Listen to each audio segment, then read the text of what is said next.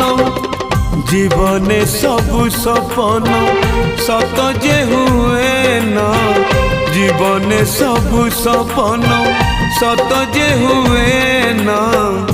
अधा रही जाए केते कहानी ए जीवन केबे देखा हबनी विदाय दिया एबे सजनी